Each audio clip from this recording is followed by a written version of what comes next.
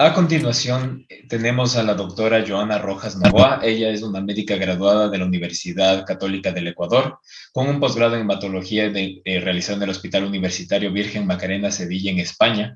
Es miembro de la Sociedad Médica Europea de Hematología, docente de la Universidad Católica del Ecuador y tratante de servicio de hematología del Hospital Metropolitano.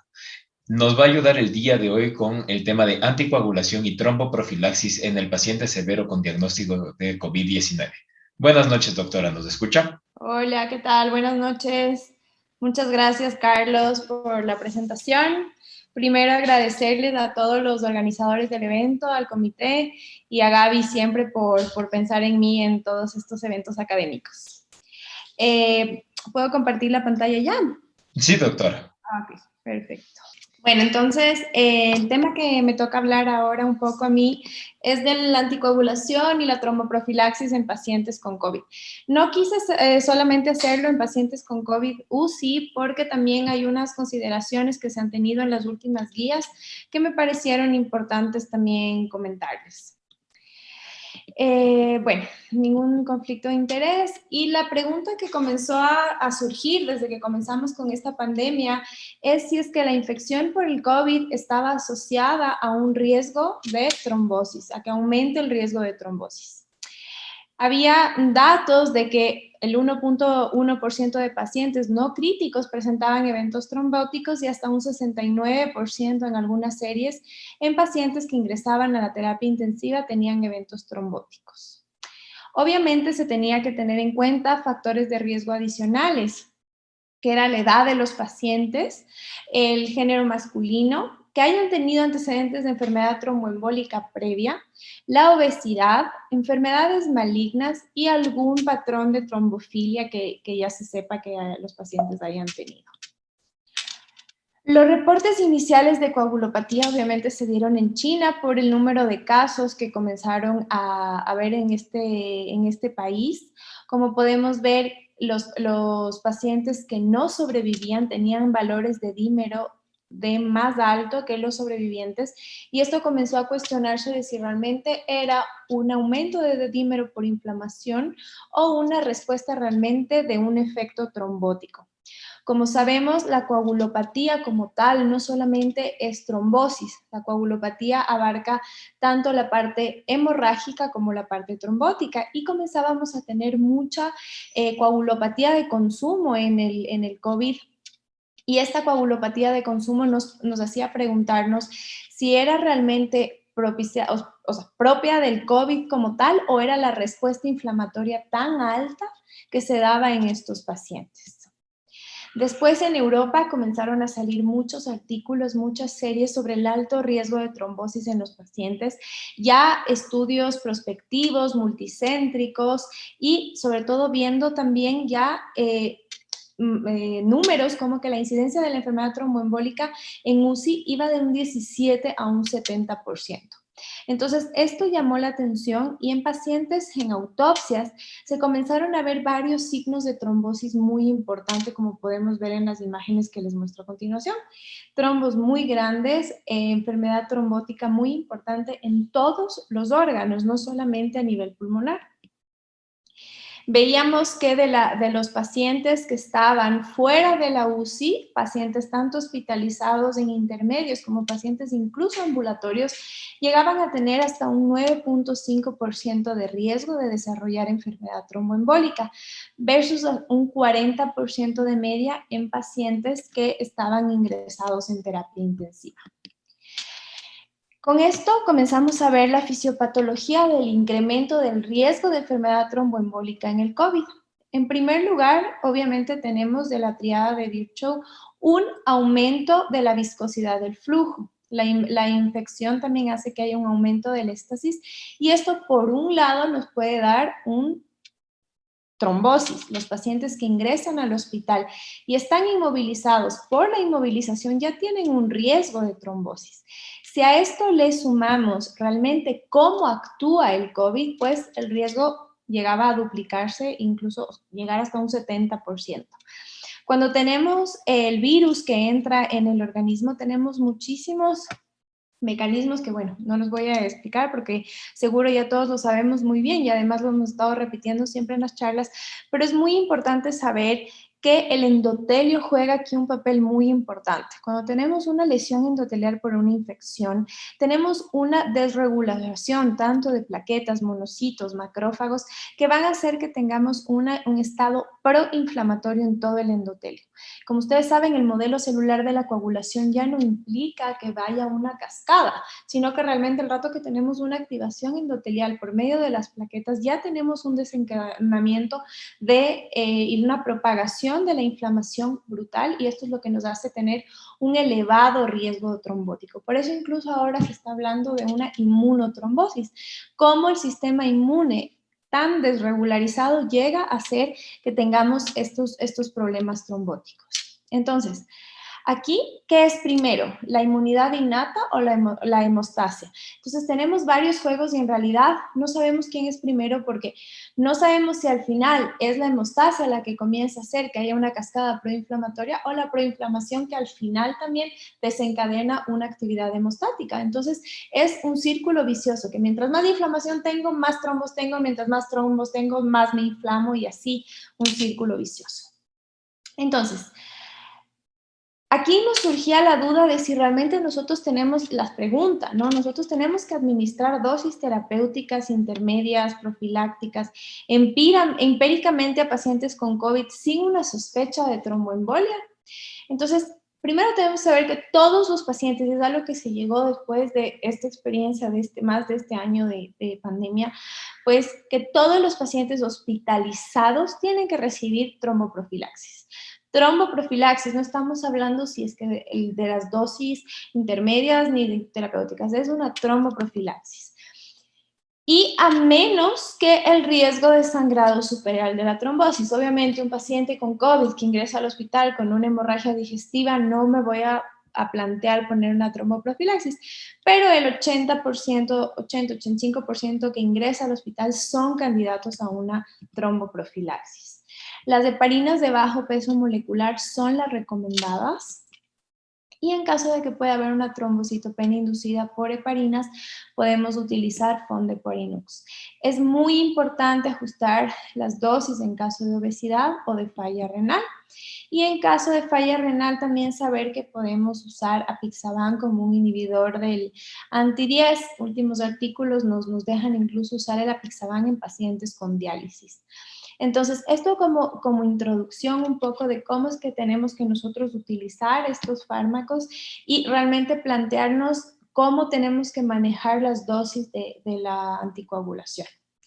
Entonces, se hizo una pregunta, y esto es del panel del ASH, de las guías de la American Society of Hematology que salieron recién ahora en diciembre, la final, y es lo que nos dice, realmente yo tengo que utilizar, ya sean anticoagulantes orales directos como la apixaban, rivaroxaban, dabigatran, heparinas de bajo peso molecular, heparina sódica, Fondeparinux. Nosotros no tenemos argobatran ni vivaluridina, pero bueno, esto es lo que se sospechaba. Y si es que tenemos que hacerlo a dosis intermedias o terapéuticas, o simplemente dejar a dosis profilácticas a estos pacientes. Entonces, después de ver varios estudios de lo que se hizo, aquí nos preguntábamos si esto teníamos que aplicarlo en pacientes de UCI, porque ustedes, como les expliqué anteriormente, hasta un 70% de pacientes en la UCI tenemos riesgo de trombosis. Entonces, ¿qué es lo que salió de esta guía? Y la recomendación final fue recién en abril de este año, que se recomienda que los pacientes tienen que utilizar una dosis profiláctica, ¿sí? O sea, si es que tenemos que usar profiláctica intermedia, pero la recomendación 1A es utilizar dosis profilácticas, que vamos a hablar después de las dosis, etcétera, pero que el panel sugiere que se utilicen dosis profilácticas frente a dosis intermedias y frente a dosis terapéuticas, si es que no comprobamos, obviamente, o signos muy sugestivos de que haya una enfermedad tromboembólica.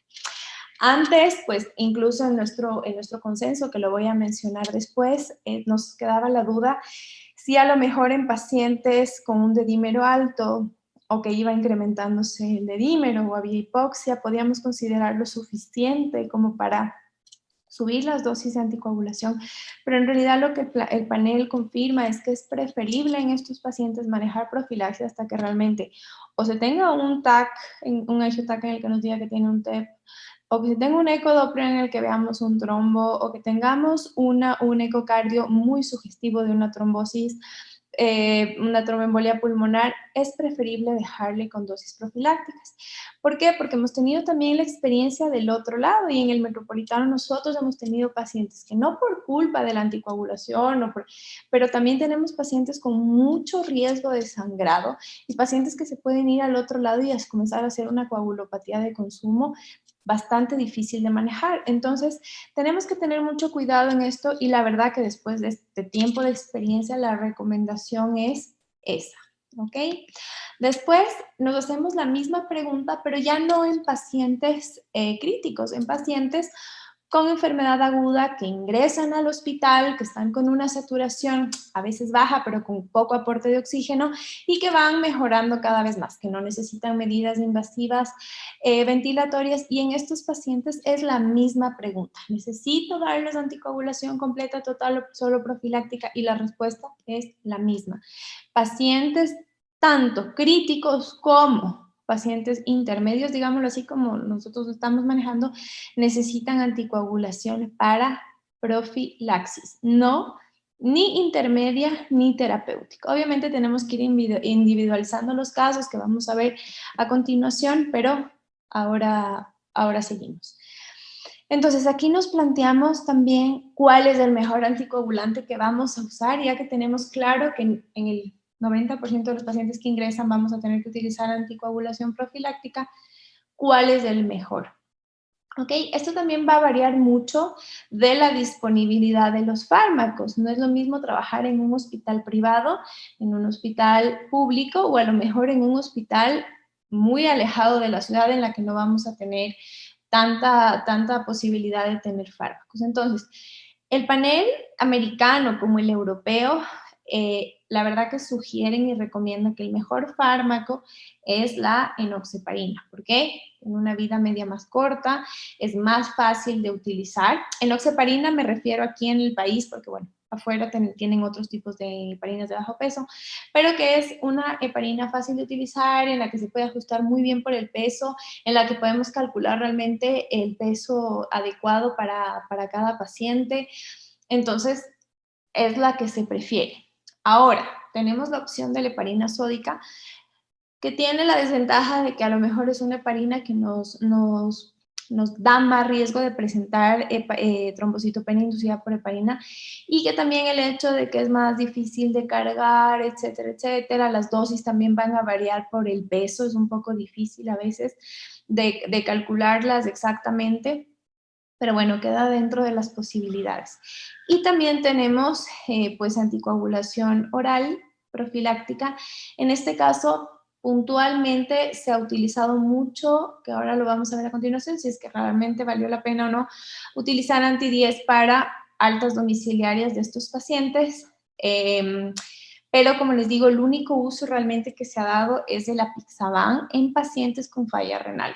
En pacientes, hemos tenido muchos pacientes, y los vi yo en su momento cuando entraba el COVID mucho, pacientes con falla renal en los que tenían problemas de trombosis. Entonces, en estos pacientes pudimos utilizar el apixaban, la verdad, muy bien, incluso en diálisis, y esto nos ayudó un poco. Entonces, va a también tener en cuenta cuál va a ser el mejor, incluso como la vacuna, la mejor es la que tenemos disponible en el hospital o donde sea que estemos trabajando.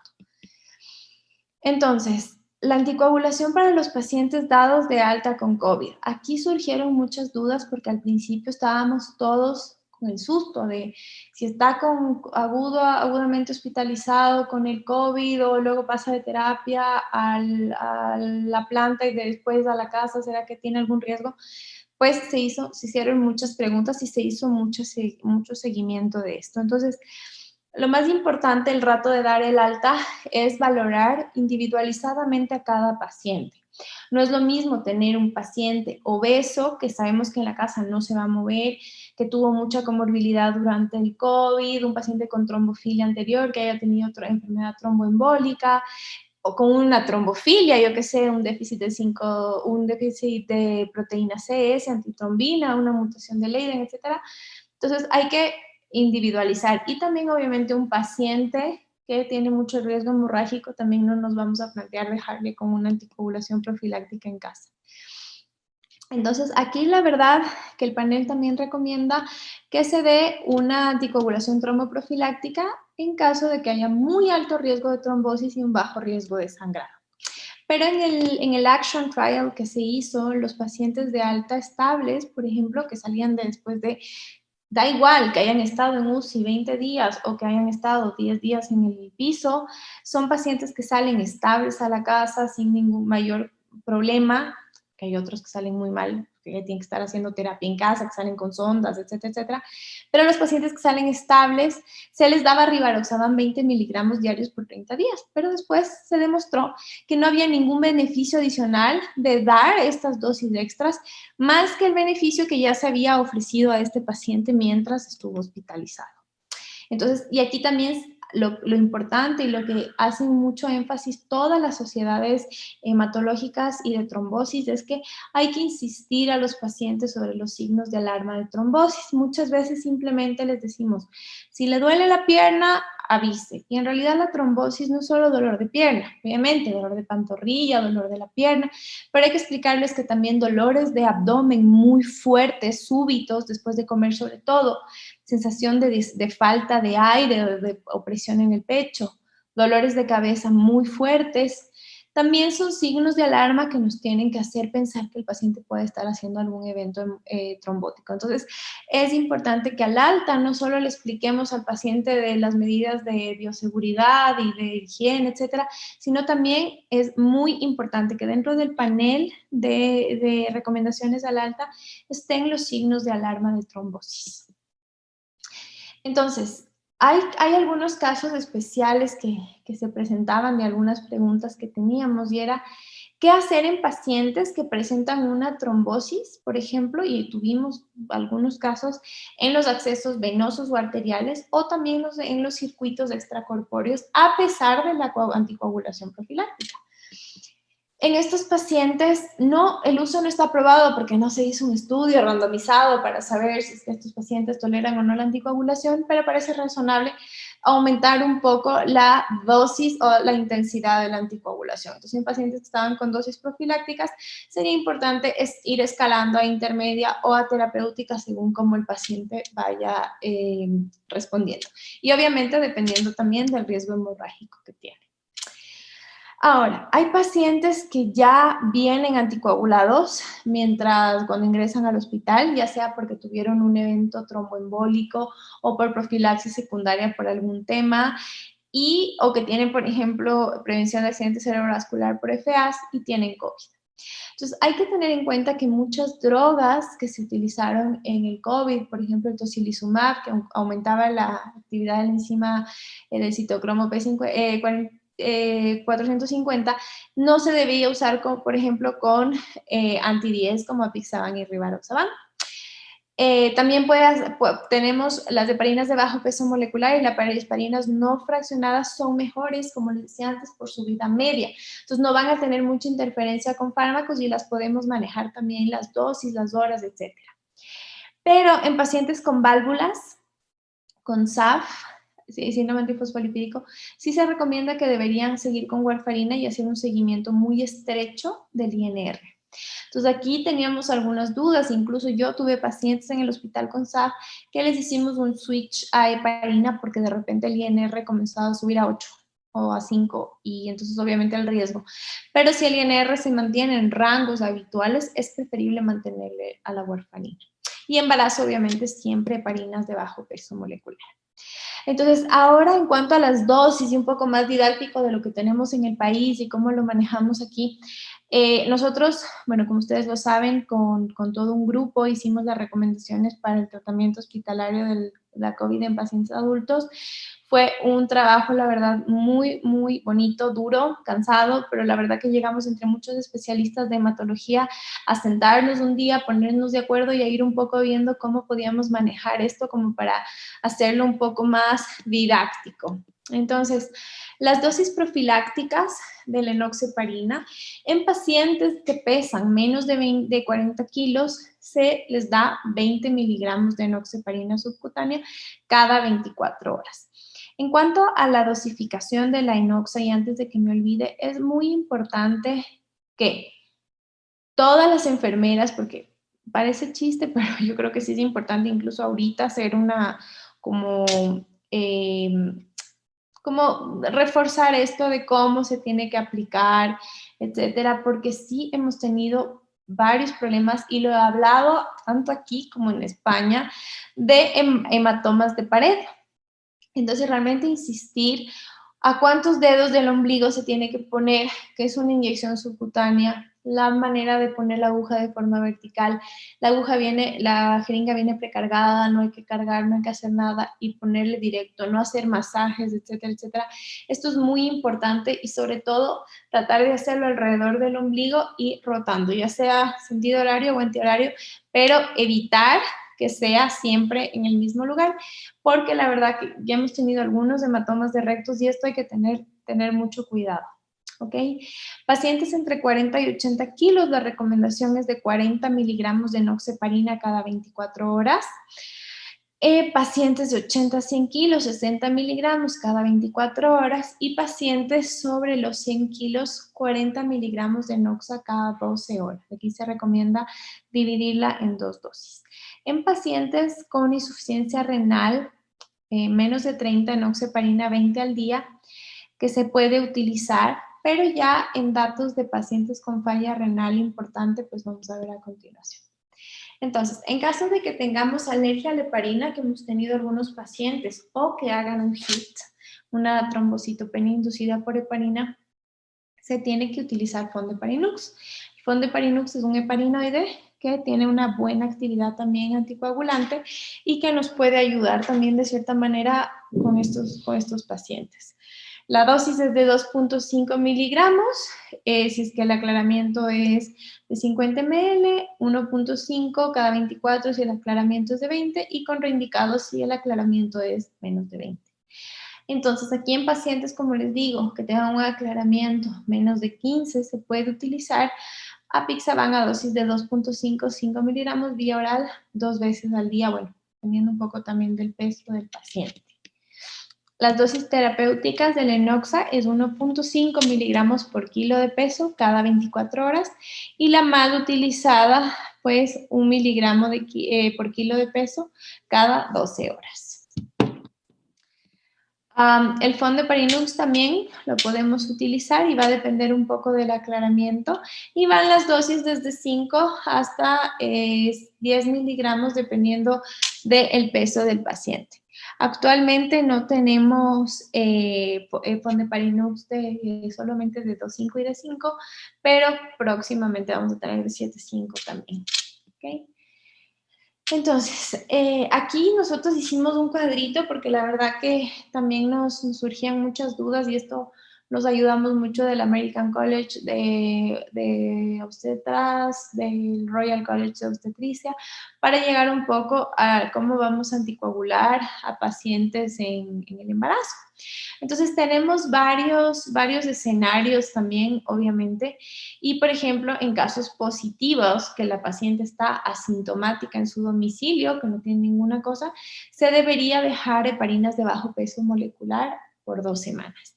¿Por qué aquí incluso sin estar hospitalizados a estos pacientes se recomienda esto? Pues el embarazo, como todos ustedes saben, es una etapa protrombótica de la vida de la mujer. Entonces, tenemos un aumento de factor 8, tenemos una disminución de proteína C y proteína S, y esto nos lleva a tener ya un riesgo per se trombótico, sin contar la inflamación y el daño endotelial que tenemos por la implantación placentaria. Entonces, si a esto le sumamos toda la inmunotrombosis del COVID, pues el riesgo es mayor.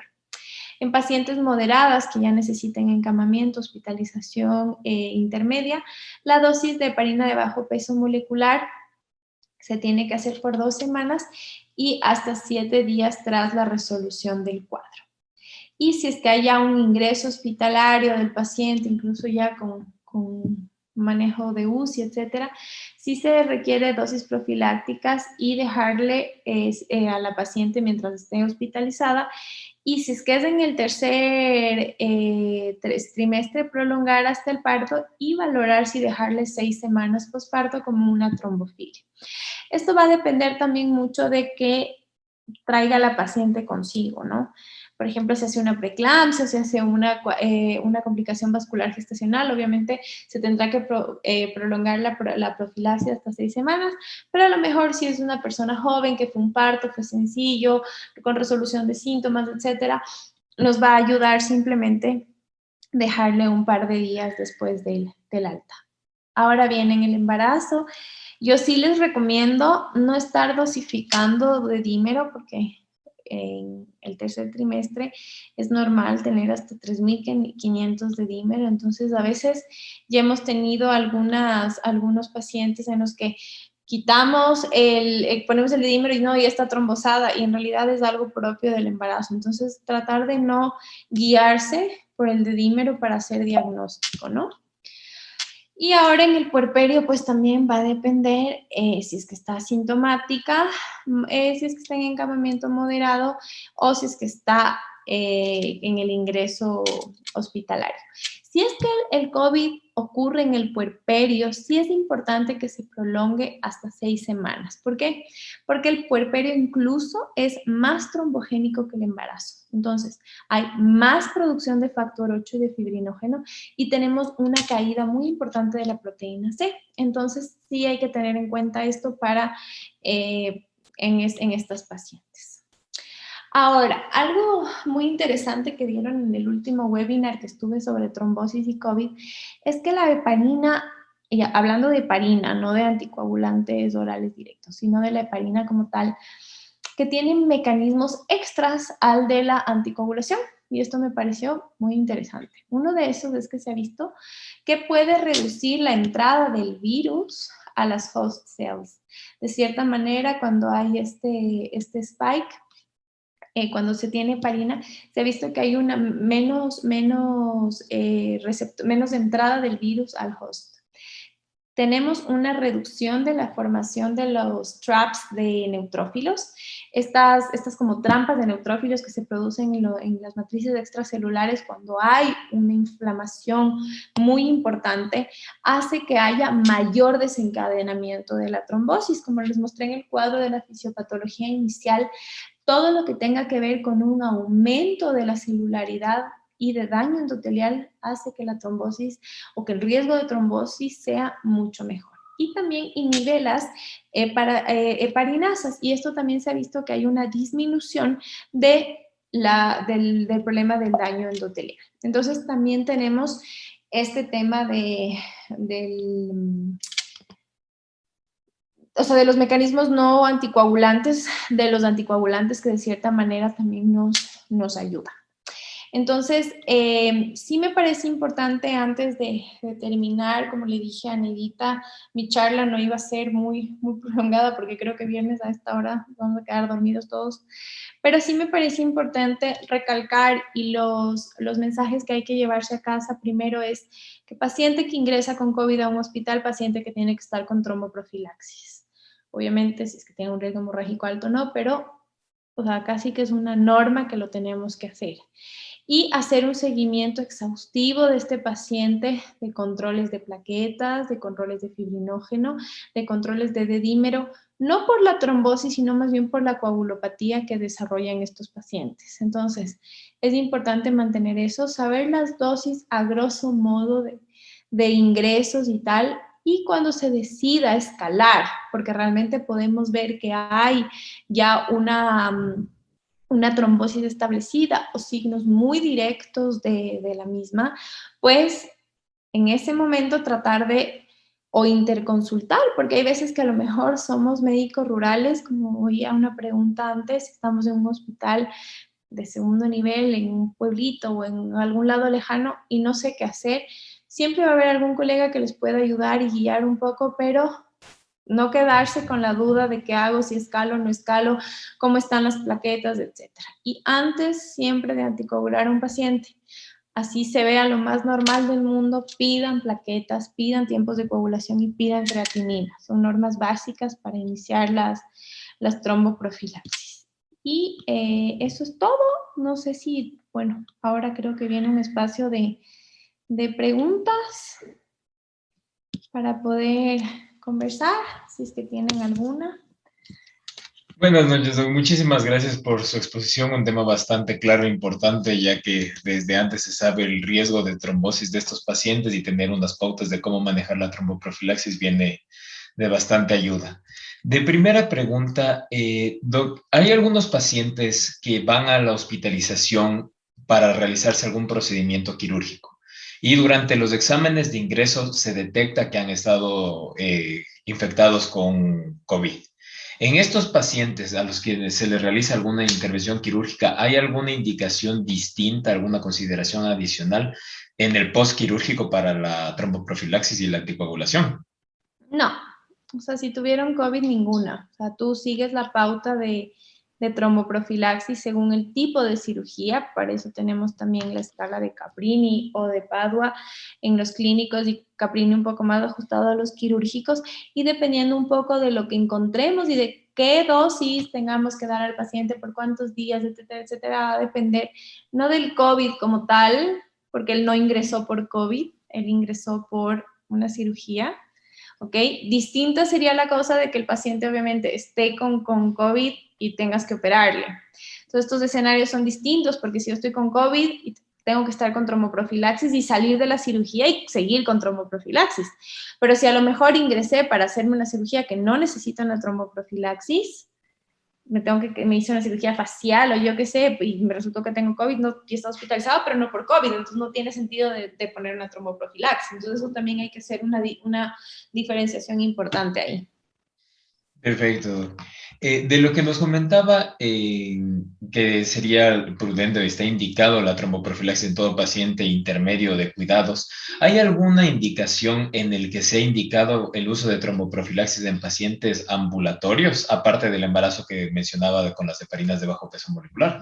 Mira, ahí también, como les decía, es muy importante valorar el riesgo de los pacientes. Entonces, por ejemplo, en un paciente, bueno, en los asintomáticos ni modo porque no sabemos que tuvieron COVID, pero en los pacientes con una sintomatología muy leve, con altos riesgos de trombosis, sí sería conveniente dejarles la tromboprofilaxis por lo menos 7 días. ¿Y cuáles son estos pacientes? Por ejemplo, gente que haya tenido episodios de trombosis recurrente. La recurrencia de una trombosis es o sea, muy frecuente que se vuelva a retrombosar un paciente, y más si le sumamos este tema de la inmunotrombosis.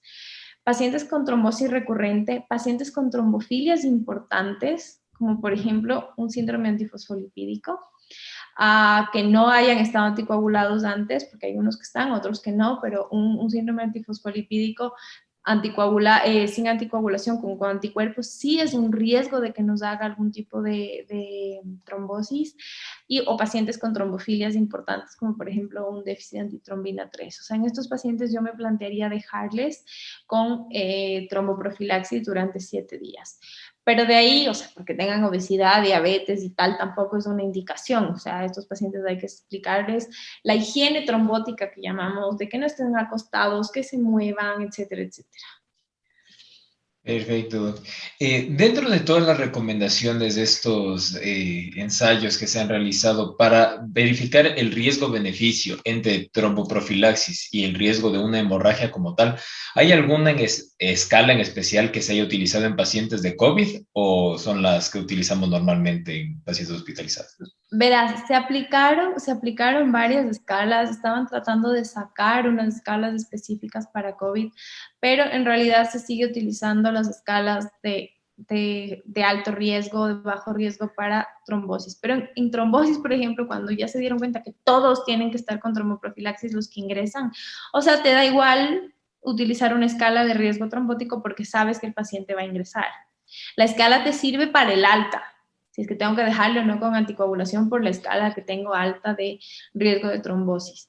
Y la hemorrágica, obviamente, hay muchas, ahora mismo se me fue el nombre de una que utilizamos mucho, se me fue ahorita el nombre, pero obviamente el Hasbled no, porque eso es específico de para fibrilación auricular, que claro, que lo puedes utilizar, pero ya si es que el paciente tiene FA y es algo como que muy, muy puntual. Entonces, la hemorragia también la tenemos que ir viendo según los puntos del paciente o sea, clínicos. Ingresó con una hemorragia aquí, tiene mucho sangrado en los sitios de punción, comenzamos a tener una coagulopatía, por eso les digo que es muy importante hacer seguimiento con fibrinógeno y dedímero para ver plaquetas, ver que no haya una coagulopatía de consumo, porque de cierta manera ahí podemos comenzar nosotros a darnos cuenta si realmente el paciente está haciendo un SID o no. Entonces, esta escala para SID es maravillosa porque esto realmente nos dice, si tengo un paciente con 80 de fibrinógeno, 50.000 plaquetas y tiempos prolongados, o sea, ni loca le voy a dejar con tromboprofilaxis. Entonces, eso es lo que nos va a guiar un poquito.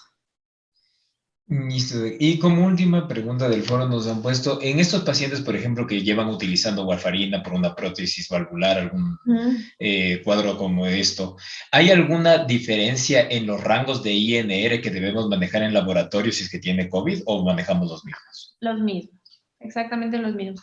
Lo que sí hay que tener mucho cuidado es de hacer el INR diario porque hay disparos por todos los fármacos que utilizamos y peor con todos los que se metieron a utilizar en el COVID, que con la ivermectina tuvimos un caso de una paciente que tomaba ivermectina todos los días con warfarina y llegó con una hemorragia, pero brutal.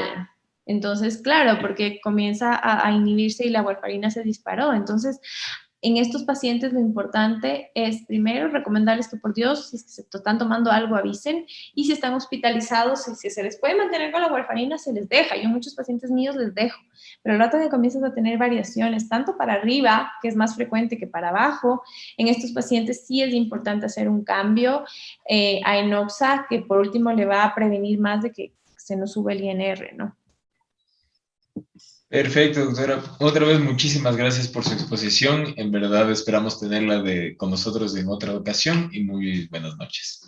Muchas gracias y buena noche con todos.